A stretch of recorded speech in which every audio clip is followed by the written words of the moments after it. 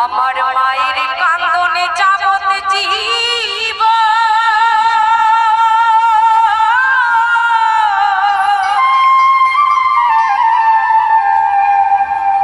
তুই 4 মাস বনের কান্দনে রে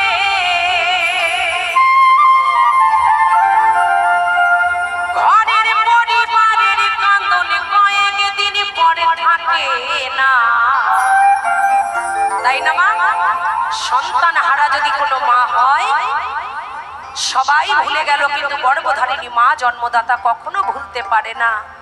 আমার মা সেই ব্যথার ব্যথী আমার গোপাল ভাই জানে, কারণ আমাদের পাড়ায় তো থাকে। আমার মা কেমন ছিট পাগলি আমার গোপাল ভাই জানে।